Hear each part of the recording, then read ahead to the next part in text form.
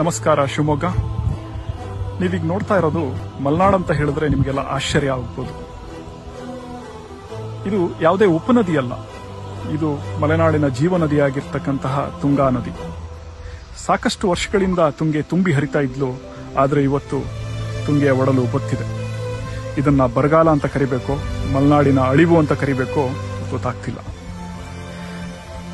ಇದರಿಂದ ಸಾಕಷ್ಟು ಜೀವರಾಶಿಗಳಿಗೆ, ಸಾಕಷ್ಟು ಈ ಭಾಗದ ರೈತರಿಗೆ ತೊಂದರೆಯಾಗಿದೆ ಮತ್ತು ಅವರು ಕಂಗಾಲಾಗಿದ್ದಾರೆ.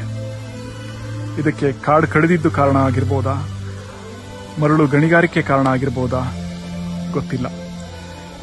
ನಾನೀಗ ವಿಡಿಯೋ ಮಾಡ್ತಿರೋ ಕಾರಣ ಇಷ್ಟೇ, ಇದರಿಂದ ಒಂದಿಷ್ಟು ಜನಗಳಿಗಾದ್ರೂ ಅರಿವಾಗ್ಲಿ, ಅವರಿಂದ ಮತ್ತಷ್ಟು ಜನಗಳಿಗೆ ಮನವರಿಕೆ ಮಾಡಿಕೊಡ್ಲಿ. ಇದರಿಂದ ಮಲೆನಾಡು ಉಳಿಲಿ, ತುಂಗೆ ಉಳಿಯಲಿ, ತುಂಗೆ ತುಂಬಿ ಹರಿಯಲಿ.